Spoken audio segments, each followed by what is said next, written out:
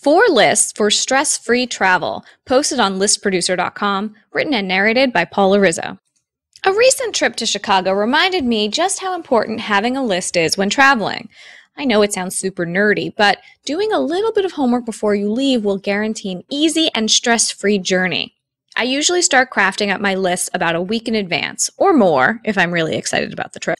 So here are the 4 travel lists I never leave home without. Number 1, the itinerary. This is an itemized list of everything you will do on your trip. Run through each day in your mind and visualize what you'll be doing. Then write down a brief description or note about each event. That way you can prepare by making reservations, packing the appropriate clothes, and making the most of the time that you have at your destination.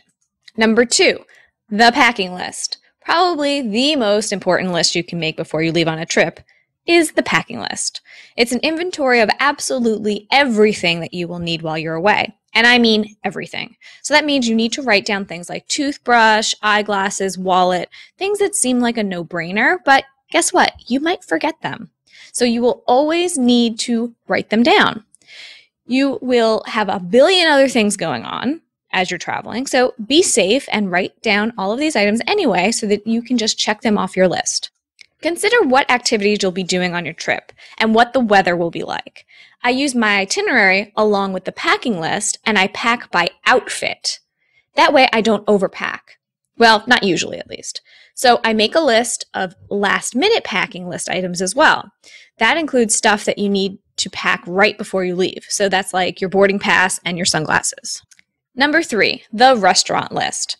I've wandered around way too many cities and ended up in way too many bad restaurants to not make a restaurant list every time I travel. It will save you time and money spent on subpar meals.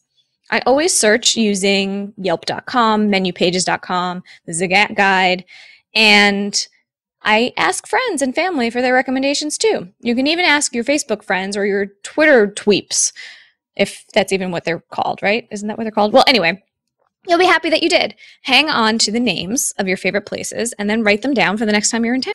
My trip was so much better because we ate at phenomenal restaurants. So get out your pen pad. Here are 3 of my favorite Chicago restaurants for your restaurant list: The Purple Pig, The Girl and the Goat, and Riccardo Trattoria. Fabulous.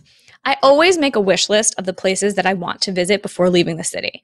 I add the ones that I'll have time to my itinerary and make sure that each attraction is actually open during the time that I'm visiting. That's important because you don't want to show up and then get turned down.